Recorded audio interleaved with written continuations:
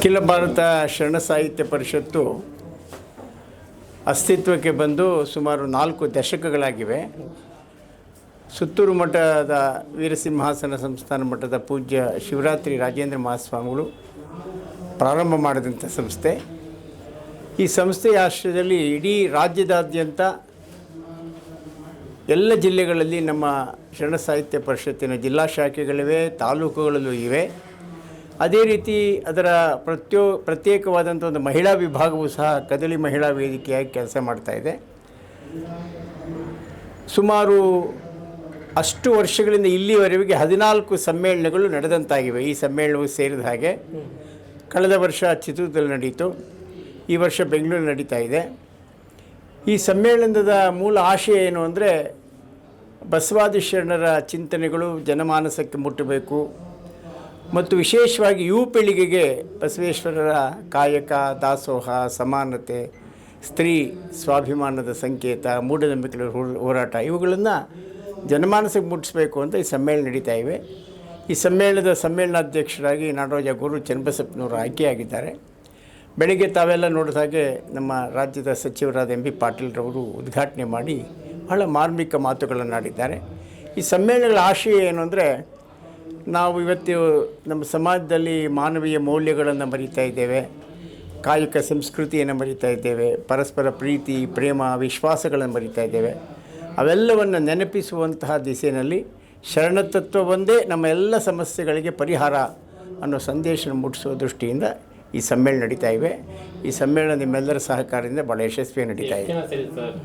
ಸುಮಾರು 2000 ಜನ ಈ ಸಮ್ಮೇಳನದಲ್ಲಿ ಈಗ ಸೇರಿದಂತಿದೆ. ನಾಳೆಯೂ ಸಹ ಈ ಸಮ್ಮೇಳನ ನಡೆಯಲಿದೆ. ಒಟ್ಟಾರೆ ಬಹಳ ಶಿಸ್ತಿನಿಂದ ನೋಡಿ, ಒಂದು ಗೋಷ್ಠಿಗೆ ಇಷ್ಟು ಜನ ಕುಳಿತಿರೋದು ಬಹಳ ವಿರಳ.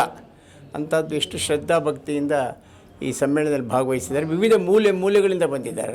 ಮಹಾರಾಷ್ಟ್ರದಿಂದ ಬಂದಿದ್ದಾರೆ, ಗೋವಾದಿಂದ ಬಂದಿದ್ದಾರೆ, ಕೇರಳದಿಂದ ಬಂದಿದ್ದಾರೆ, ಸುಮಾರು 2000 ದೆಹಲಿಯಿಂದ ಬಂದಿದ್ದಾರೆ. ಸುಮಾರು 2000 ಜನಕ್ಕೂ ಹೆಚ್ಚು ಪ್ರತಿನಿಧಿಗಳು ಪಾಲ್ಗೊಂಡಂಥ ಒಂದು ಅಭೂತಪೂರ್ವ ಸಮ್ಮೇಳನ ಇವತ್ತು ಬೆಂಗಳೂರು ನಡೆದಿದೆ. ಸರ್, ಯೂತ್ಸು ಭಾಗವಹಿಸಬೇಕು, ಏನಾದ್ರು ಒಂದು ಮೆಸೇಜ್ ಕೊಡೋದಾದ್ರೆ ಸರ್? ಅಲ್ಲ, ಯುವಕರೇ ಭಾಗವಹಿಸಬೇಕು. ಇವತ್ತೆಲ್ಲ ತತ್ವಗಳು ಬೇಕಾಗಿರೋದು ಯುವಕರಿಗೆ. ಯಾಕೆಂದರೆ ಯುವಜನಾಂಗದತ್ತ ಅದನ್ನು ನಾಳೆ ಗೋಷ್ಠಿ ಇಟ್ಟಿದ್ದೇವೆ.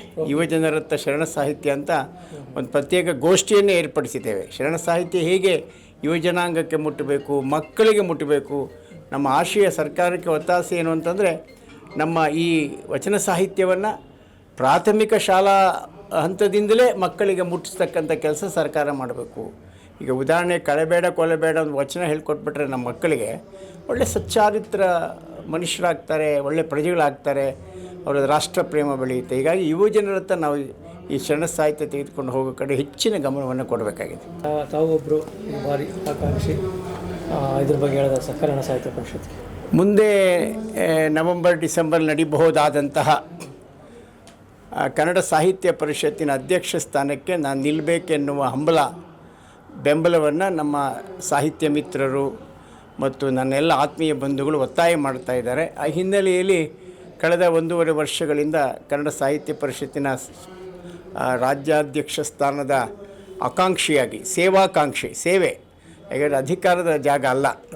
ಈ ಸಾಹಿತ್ಯಕ್ಕೆ ಸಂಬಂಧಪಟ್ಟ ಯಾವುದೇ ಸಂಸ್ಥೆಗಳು ಸಹ ಅಧಿಕಾರ ದರ್ಪದ ತಾಣಗಳಲ್ಲ.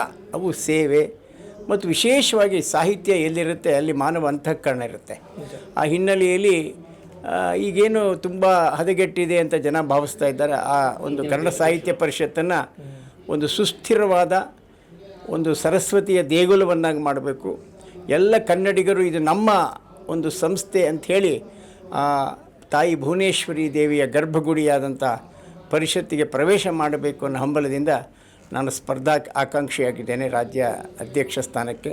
ತಮ್ಮೆಲ್ಲರ ಸಹಕಾರ ಬೇಕು ಅಂತ ಈ ಮೂಲಕ ಪ್ರಾರ್ಥಿಸ್ಕೊಳ್ತೇನೆ. ನಮಸ್ಕಾರ.